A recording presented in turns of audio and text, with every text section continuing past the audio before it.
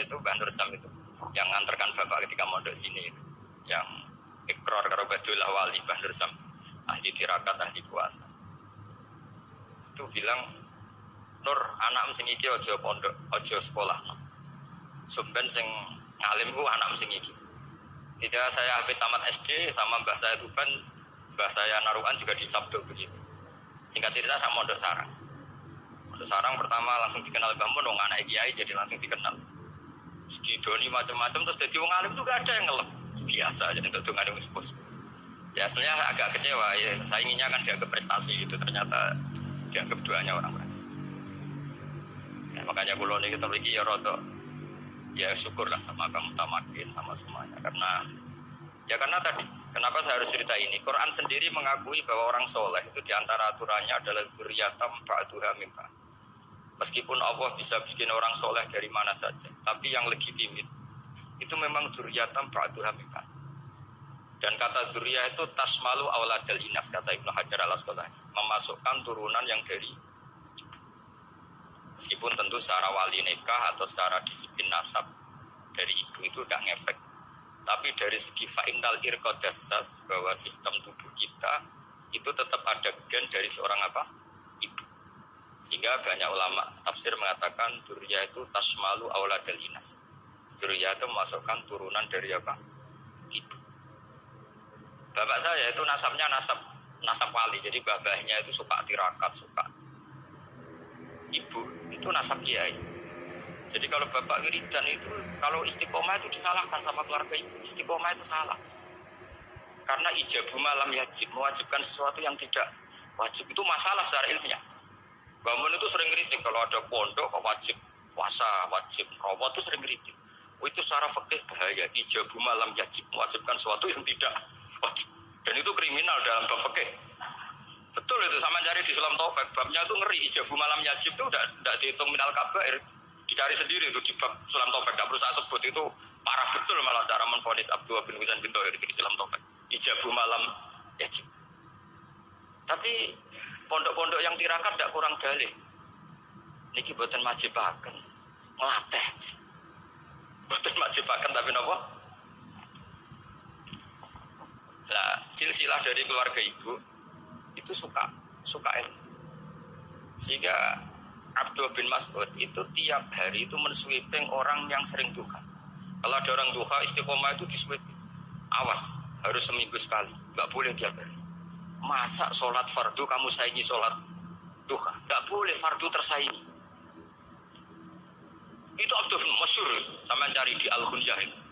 Sayyidah Aisyah kalau ada orang duha tiap hari dimarahin. Dan itu secara konstitusi ilmu benar karena Nabi Qiyamul Lail Ramadan itu hanya 4 hari yang dipandu. Lainnya itu enggak. Khasyata ayyufradu alaihim, kalau dalam sahih takut dianggap fardu. Akhirnya istiqomah itu masalah di keluarga saya yang dari ibu. Nah kebetulan kita ini suka ada istiqomah, akhirnya ya seperti itu. Tapi ini ilmu harus kita bicarakan. Tapi yang istiqomah, Bapak itu pengagum Badullah. Bapak itu suka sama istiqomah karena punya guru dulu dia istiqomah, Badullah istiqomah.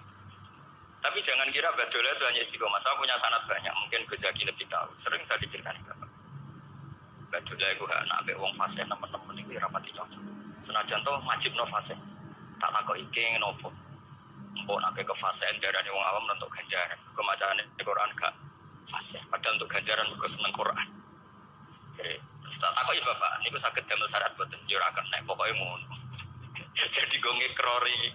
Artinya beliau ndak ingin lah gara-gara kita terlalu pakem tajwid kemudian nganggap siapa aja baca Quran salah kemudian tidak dapat pahala. Bisa saja hamalahum ala ayaqraul Qur'an apa mahabbatuhum wa isquhum wa kadza wa kadza. Jadi akhirnya saya jadi tahu. Oke, secara makhraj salah, tapi iseknya benar, mahabbahnya benar, brontonya benar.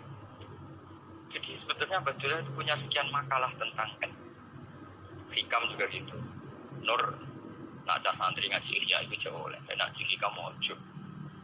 Maksudnya beliau entah kalau setelah itu Badullah itu melarang siapa saja santri ngaji hikam tuh dilarangnya ada kelas tertentu untuk boleh ngaji hikam.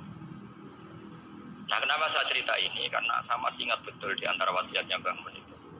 Birroh sebab apa Fatihah kok ihdinas siratal mustaqim bukan sirotoka tapi sirotol ladina an'amta alaihim. Dawe bangun fa inna Allaha ta'ala la ya'kul wa la yashrab wa la yamkih wa la kadza wa kadza. Allah itu tidak makan, tidak minum, tidak tidur. Sehingga kita tidak bisa niru Allah. Tapi yang makan tidur itu manusia. Sehingga kalau ingin dekat Allah ya niru sirotol ladina, bukan sirotoka. Kita cara tidur niru Kanjeng Nabi, niru ulama, cara makan, cara minum, niru Allah dia bisa. Makanya bukan ihdina sirotol mustaqim sirotoka, tapi sirotol ladina an'amta. Maka dalam beragama itu butuh master, butuh panutan. Ya tentu bangun oleh ngetikan pakai luwet orang-orang kuno. Cara bangun pakai cantolan. Maka saya punya makalah banyak dari Bapak, dari Mbah Mun, dari Mbah Zubair, dari sampai saya itu hafal sanad sampai Rasulullah Shallallahu Alaihi Wasallam. Karena yang bisa mengawal ilmu itu sanad. Termasuk saya di sini bawa kitab Ar-Risalah Al-Qushairiyah. Nanti saya baca beberapa panutan kita. Di sini ada Abdul Qasim Al-Junaidi, ada Abu Yazid Al-Bustami, ada banyak ulama yang ditulis Ar-Risalah Al-Qushairiyah. Dan itu yang membentuk Imam Ghazali kitab Ar-Risalah Al-Qushairiyah. Tapi sekarang kita ini tidak belajar lagi tentang tasawuf. Tasawuf itu Abdul Qasim Al-Junaidi jadi wali itu bukan wiridannya terlalu banyak, enggak. Beliau pernah bikin satu kalimat yang menjadikan Allah itu ridho. Kalimatnya begini, kalau malam beliau wiridan gini, ya Allah, kenapa engkau ngasih rezeki saya padahal engkau tidak butuh saya. Kalimatnya sederhana. Kalau seorang majikan ngasih servis sama karyawannya, memang butuh pekerjaannya. Orang tua ke anak butuh kasih sayangnya. Tapi engkau ini zat yang tidak butuh saya, tidak butuh kita, ngapain ngasih? Jadi punya sisi betapa Allah itu luar biasa. Wong tidak butuh kok. Ngasih itu kan luar biasa. Jadi karena bersifati seperti itu Allah itu ridho. Itu luar biasa. Normalnya orang memberi itu kan, apalagi orang memberi kiai itu kacau sekali. 1.000 jaluk swarga. Salam template 1 juta aja jaluk apa? Swarga itu parah lagi. Nanti kalau enggak masuk surga tunda-tunda. Itu ngeri lagi itu 1 juta minta apa? Surga.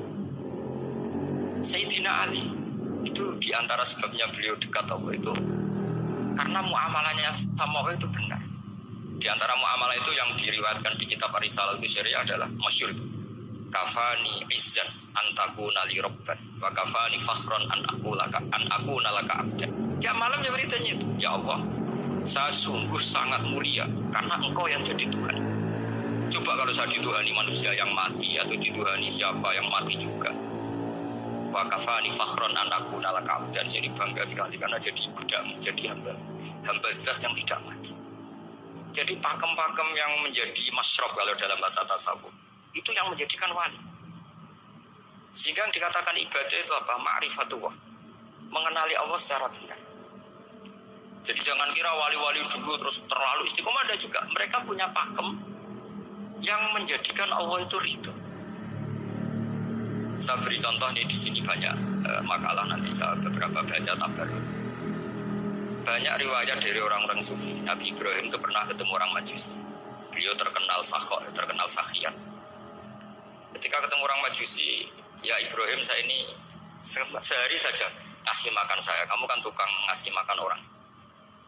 Terus, ya tapi bisyarti antus 5, kamu harus Islam. Sebagainya Nabi Ibrahim adalah kalau saya menolong dia berarti nolong orang kafir.